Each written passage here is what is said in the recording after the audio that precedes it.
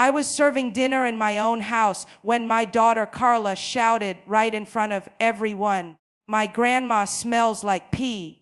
The entire table exploded with laughter. My son-in-law Darren applauded as if it were the funniest thing in the world. My grandchildren, 12-year-old Jaden and 10-year-old Mia, laughed so hard they almost choked on their food. I felt my face burn with shame, but I didn't say a word. I just finished serving, my hands trembling, and sat down in silence.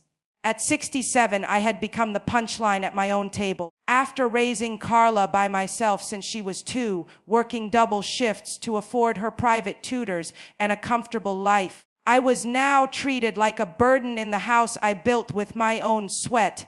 They thought I didn't notice the looks of contempt, the whispers when they believed I couldn't hear. "Grandma is getting annoying," Mia would say. "She complains about everything." Jaden would finish. Darren always agreed, nodding as if he were doing me a huge favor by tolerating me in my own home. That night, after everyone had gone to sleep, I stood alone in the kitchen washing dishes and quietly talking to God. "Lord, what did I do to deserve this ingratitude? Did I sacrifice too much for them?" Tears fell into the soapy water, but something inside me was shifting. I was no longer the woman who accepted disrespect in silence. For years, they never questioned where the money came from for the bills, the groceries, or their trips. They never wanted to know about my savings, my investments, or what I truly owned. But what they didn't know was that everything was about to change. My name is Eleanor Jenkins, but everyone calls me Ellie. I am 67 years old, and for decades I have been the invisible woman who holds this family together. Carla never had to worry about a thing because I was always there solving problems, paying bills, sacrificing myself. When her father, Frank, left us, she was barely 2 years old. He left one morning taking only one suitcase and leaving behind debts that took me years to pay off. We never heard from him again. Carla was too small to understand that her world had collapsed.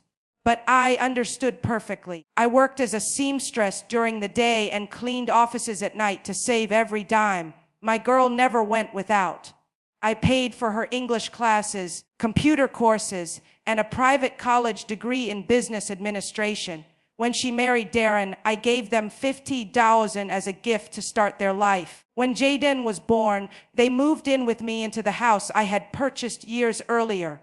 I cared for the baby for 2 years while Carla recovered. When Mia arrived, I did the same. I was always the woman who solved everything, supported everyone, and sacrificed for other people's dreams. During the last 5 years they lived with me, I became the unpaid housekeeper in my own house.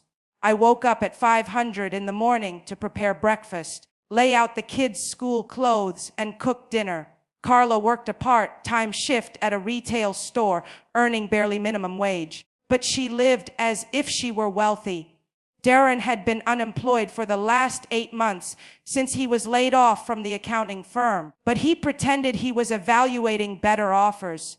They spent money they didn't have on restaurants, designer clothes for the kids, and trips to the mall every weekend. And who paid for all of it? I did. Who covered the bills for my own house where they lived rent-free? I did. Who supported this family of 4? I did, with my retirement checks and the investments I accumulated over 40 years of hard work. Yet they saw me as a burden, as something they needed to get rid of. Last week, I overheard Darren talking on the phone with his sister. Ellie is becoming unbearable. She keeps questioning our spending, complaining about everything. We're thinking about convincing her to move into a retirement community. It would be better for everyone. My blood boiled when I heard that. It wasn't sadness. It was pure indignation, a rage that grew with every humiliation. But there are things they don't know about me, things they are about to discover very soon. Throughout all these years, while they lived their comfortable lives at my expense, I was very smart with my money. I worked for 40 years. First as a seamstress, then I got a better job at a textile factory where I rose to be a supervisor. I never spent money on luxuries. I always saved and always invested. I bought this house when I was 30 and paid it off completely in 15 years. I have savings accounts, bank investments, a net worth they never bothered to learn about. The problem is that I got used to being generous. When Carla got married, when the grandchildren were born, whenever they needed help, I was always there with my money and my labor. But generosity turned into obligation, and obligation turned into contempt.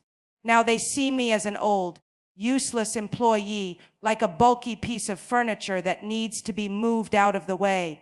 The night before last, after the humiliating dinner episode, something definitively broke inside me. I stayed awake late thinking about every sacrifice I made, every time I kept quiet when they disrespected me, every moment I put their needs before my own. 45 years raising Carla alone, 10 years helping her with college tuition, 5 years supporting her, her husband, and their children. And now they repay me with mockery and schemes to get rid of me. This morning, I woke up different, not with sadness, but with a clarity I hadn't felt in years. I got up, made my coffee, and sat down to run the numbers in my old notebook. I tallied my savings, my investments, the value of this house, everything I truly own.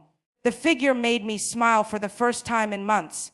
They have no idea what I really have, and they have no idea what I'm about to do. Carla left early for work as usual. Darren stayed home job searching on the internet as usual.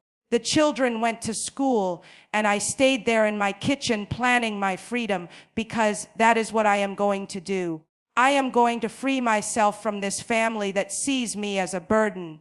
I am going to free myself from this life where I am neither respected nor valued. I am going to stop being the woman who gives everything and receives nothing in return. I called the bank and asked for an appointment with my account executive, Mr. Ryan, who has handled my accounts for over 10 years. I told him I needed to review all my investments because I was considering making some major changes. He gave me an appointment for the following Monday. I also called my cousin Martha, the only family member who truly cares about me, and told her everything that was happening. She was furious and told me I could stay at her place for as long as I wanted. Then I called attorney David Lewis, my lawyer, and asked for an urgent appointment. I explained that I needed to update my will because my family situation had changed. He said he could see me on Tuesday. I also started searching online for small apartments to rent far away from here in another neighborhood where I could start over, because that is exactly what I'm going to do. I am going to start over. At 67, I am going to show them I am not the helpless old lady they think I am. I am going to teach them what it really means to lose someone who loves them. I am going to show them what life is like without the woman who always solved everything for them. For the rest of the week, I watched them with new eyes. Darren woke up late, ate the breakfast I prepared, sat at the computer pretending to look for work, ate the dinner I cooked, watched television, and went to bed. Carla arrived tired from the store, complained if dinner wasn't ready, scolded the kids for trivial things, showered, and went to sleep. The kids arrived from school, threw their backpacks everywhere, ate what I served them, did homework if they felt like it, played video games, and went to bed. None of them wondered how the house functioned, who paid the electricity, the gas, the water, the groceries, the school supplies, or the outings. For them, all of this appeared magically. The food cooked itself, the bills paid themselves, the clothes washed themselves. And at the center of all that magic was me, invisible, taken for granted, and undervalued. Friday night brought another disastrous family dinner. Carla was in a bad mood because the store had low sales, meaning less commission for her. Darren was frustrated because he hadn't found anything interesting in his job search. The children were restless because they wanted to go to the movies over the weekend, but Carla had told them there was no money. I served dinner in silence. Stewed chicken, red rice, refried beans, freshly made cornbread, all prepared with my hands, my time, and my money. I sat in my usual spot at the end of the table and began to eat without a word. It was then that Jaden, my 12-year-old grandson, made a comment that was the final straw. "Grandma, why do you always eat in silence? You look like a ghost," he said, laughing. Mia laughed too. Carla smiled. Darren didn't even look up from his plate. In that moment, I understood that to them, I truly was a ghost. A presence they took for granted that didn't deserve consideration or respect. I finished eating, collected my plate, and went to my room without saying goodbye. I heard them continue laughing, probably about Jaden's comment. They didn't follow me. They didn't ask if I was okay. They didn't apologize. They simply carried on with their lives as if nothing had happened. That night, lying in bed, I made the final decision. I wouldn't wait any longer. I wouldn't tolerate any more humiliation. I wouldn't continue being the ghost in my own house. Monday, I would start executing my plan. Tuesday, I would be in the lawyer's office. By the weekend, they would know what it really meant to lose someone who loved them. I fell asleep that night with a strange feeling. It wasn't sadness, it wasn't anger, it was peace. The peace of knowing I was finally going to reclaim my dignity. The peace of knowing I wouldn't allow them to treat me like garbage anymore. The peace of knowing that very soon they would discover who truly held their world together. Saturday morning, I woke up early as always. I prepared breakfast as always. I cleaned the house as always. But inside, I was no longer the same woman. Inside, my silent revolution had already begun. A revolution they couldn't even imagine. During breakfast, Carla casually mentioned that she had talked to her cousin, Lisa, about the possibility of me moving in with her. She says she has an extra room and it would be nice for you to have company, she said without looking me in the eye. What could talk to her next week? Darren nodded enthusiastically. That would be good for everyone. Ellie would have company her own age and we could reorganize the house. This room could become an office for me. The children didn't even comment. For them, Grandma leaving was just another grown-up change that didn't directly affect them. I continued eating my toast and jam, saying nothing, but inside I was smiling. They thought they were organizing my life. They didn't know I had already taken control of my own destiny. After breakfast, I went for a walk in the neighborhood as I do every Saturday, but this time my walk had a different purpose. I observed the houses, the streets, the people. I mentally said goodbye to this place where I had lived for so many years. Some memories were beautiful. Carla as a little girl running on these same sidewalks, buying ice cream on the corner, me walking her to her first day of school. But other memories were bitter. The nights I worked late to pay for this house. The times I sacrificed to give her the best. The moments she yelled at me as a teenager and I kept silent out of love. I returned home with a sense of closure. It was time to close this chapter of my life. It was time to open a new one. A chapter where I was the protagonist of my own story, not a secondary character in someone else's.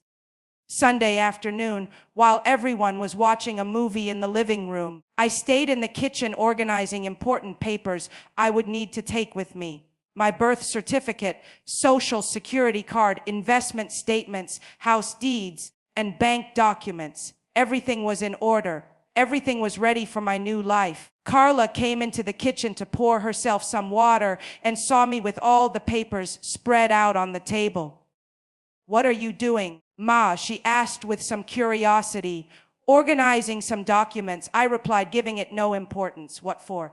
"Just to keep them tidy. It never hurts." She shrugged and left. She wasn't really interested in what I was doing. She never had been. And very soon she would realize she should have cared a lot more. That night, before going to bed, I stood in front of the mirror in my room and looked at myself closely. I saw a 67-year-old woman with graying but well-kept hair, with wrinkles that spoke of years of work and worry, but also with eyes that shone with a determination I hadn't felt in decades. "Eleanor," I said to my own reflection, to